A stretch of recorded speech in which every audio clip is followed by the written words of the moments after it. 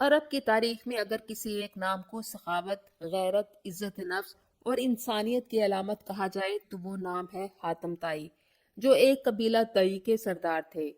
آج سعودی عرب کے شمال میں دو پہاڑی سلسلوں جبل عجا اور جبل سلمہ کے درمیان موجودہ سعودی شہر حائل حاتم طائی کا علاقہ ہے، جہاں حاتم طائی کے گھر کے کھنڈرات آج بھی اصل شکل میں موجود ہیں۔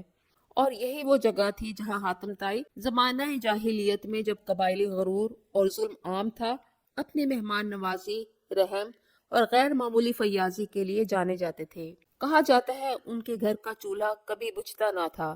اگرچہ حاتم طائی نبی کریم صلی اللہ علیہ وآلہ وسلم کے نبی مبعوث ہونے سے پہلے وفات پا چکے تھے، مگر ان کی اخلاقی میراث زندہ تھی، اور یہی میراث ایک دن ان کی بیٹی کے لیے نجات کا ذریعہ بنی۔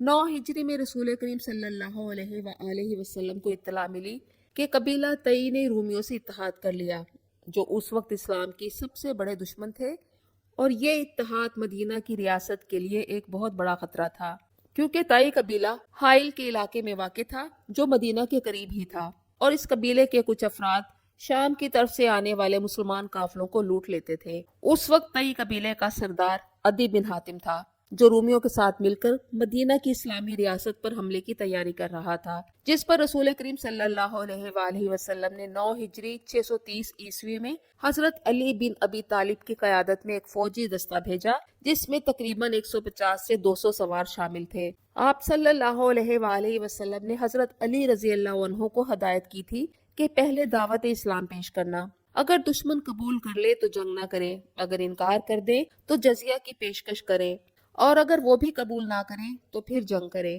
حضرت علی رضی اللہ عنہ نے ان ہدایت پر عمل کیا، لیکن قبیلے نے اسلام کے ساتھ ساتھ جزیہ دینے سے بھی انکار کر دیا، اور اس کے بعد لڑائی ہوئی جو 3 دن تک جاری رہی۔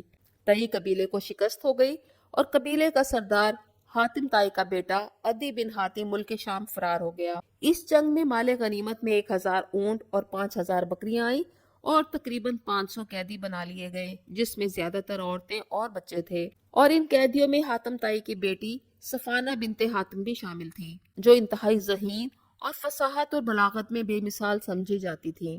قیدیوں کا یہ قافلہ صحرا کے طویل اور دشوار گزار راستوں سے گزرتا ہوا آخر کار مدینہ منورہ پہنچا۔ صفانہ بنت حاتم اور دوسری قیدی عورتوں کو مسجد نبوی لایا گیا۔ یہاں قیدیوں کو عارضی طور پر رکھا جاتا تھا، پھر ان کے بارے میں فیصلہ کیا جاتا تھا۔ رسول کریم صلی اللہ علیہ وآلہ وسلم اپنے اصحاب کے ہمراہ مسجد نبوی تشریف لائے۔ صفانہ بنت حاتم، جو ایک آزاد قبیلے کی سردار زادی بھی تھی، اس کے لیے یہ قید بہت بڑا صدمہ تھی۔ جب صفانہ نے رسول کریم صلی اللہ علیہ وآلہ وسلم کو دیکھا تو کہا، اے اللہ کے رسول، میرے والد کا انتقال ہو چکا ہے، اور میرا محافظ یعنی بھائی مجھے چھوڑ کر بھاگ گیا ہے۔ اگر آپ مجھ پر رحم کریں گے تو اللہ تعالیٰ آپ پر رحم کرے گا۔ رسول کریم نے نرمی سے پوچھا کہ تمہارے باپ کون تھے؟ صفانہ نے جواب دیا کہ میں حاتم طائی کی بیٹی ہوں۔ یہ سنتے ہی رسول کریم صلی اللہ علیہ وآلہ وسلم کے چہرہ انور پر مسکراہٹ پھیل گئی۔ آپ نے فرمایا، تمہارے باپ کو سخاوت اور اعلیٰ اخلاق پسند تھے، اور اللہ بھی سخاوت اور اعلیٰ اخلاق کو پسند فرماتا ہے۔ افسوس اگر تمہارے والد اسلام کی حالت میں ہوتے تو ہم ان کے لیے ضرور رحمت کی دعا کرتے۔ نبی کریم صلی اللہ علیہ وآلہ وسلم نے فرمایا کہ تم آزاد ہو، اگر تم مدینہ میں رہنا چاہتی ہو تو رہ سکتی ہو، جانا چاہتی ہو تو چلی جاؤ۔ صفانہ نے جانا منتخب کیا۔ رسول کریم صلی اللہ علیہ وآلہ وسلم نے صفانہ بنت حاتم کو چادر، کپڑے، سواری اور زاد راہ عطا فرمایا، اور چند اصحاب کے ساتھ باعزت انداز میں اس کے قبیلے تک پہنچانے کا انتظام کیا گیا۔ صفانہ دل میں رسول کریم کے برحق ہونے کو تسلیم کر چکی تھی۔ جب اپنے قبیلے پہنچی تو بھائی عدی بن حاتم کو دیکھا، جو شام سے واپس آ چکے تھے اور بہن کو دیکھ کر حیران تھے، اور جب صفانہ نے تمام تفصیل سنائی کہ کس طرح محمد اور ان کے اصحاب نے ان کی عزت کی، اور بھائی کو مشورہ بھی دیا کہ بہتر ہے تم ان کے پاس جاؤ، اگر وہ نبی ہے تو ان پر ایمان لانے میں سبقت لے جاؤ، اور اگر وہ نبی نہیں ہے، کوئی بادشاہ ہے، تو تم بھی سردار ہو، وہ تمہاری عزت کریں گے۔ عدی بن حاتم جانتا تھا کہ اس کی بہن بہت عقل مند بھی ہے۔ اس نے صفانہ کے مشورے کو مانا اور نبی کریم صلی اللہ علیہ وآلہ وسلم سے ملاقات کے لیے مدینہ پہنچ گیا۔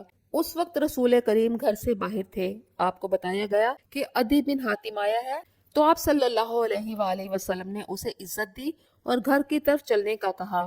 جب رہائش پر پہنچے تو نبی کریم نے بیٹھنے کے لیے عدی بن حاتم کو کھجور کی چھال بھرا ایک کشن دیا۔ عدی جانتے تھے کہ وہاں ایک ہی کشن تھا۔ اس نے رسول کریم کو کہا کہ آپ اس پر بیٹھیں، لیکن آپ نے بیٹھنے سے انکار کیا اور عدی بن حاتم کے سامنے بیٹھ گئے۔ آپ نے عدی کو دعوت اسلام دی۔ عدی آپ کے حسن سلوک سے بہت متاثر تھا۔ آپ صلی اللہ علیہ وآلہ وسلم کی سادگی اور رہائش دیکھ کر وہ سمجھ گیا کہ یہ کسی بادشاہ کی نہیں ہو سکتی، اور جب رسول کریم نے عدی سے اللہ پر ایمان لانے کا کہا تو اس نے جواب دیا کہ میرا مذہب ہے، جس پر رسول کریم نے فرمایا کہ میں تمہارے مذہب کے بارے میں زیادہ جانتا ہوں۔ آپ نے عدی کو اس کے مذہب کے بارے میں بتایا جو عیسائیت کی ایک شاخ تھا، اور یہ بھی کہا کہ تم اپنے قبیلے سے لوگوں کی کمائی کا چوتھا حصہ لیتے ہو جو کہ تمہارے مذہب میں حلال نہیں۔ عدی بن حاتم جان چکا تھا کہ یہ باتیں کسی انسان کے علم میں نہ تھی، اور آپ اللہ کے نبی ہو سکتے ہیں کیونکہ یہ علم وحی کے بغیر ممکن نہیں۔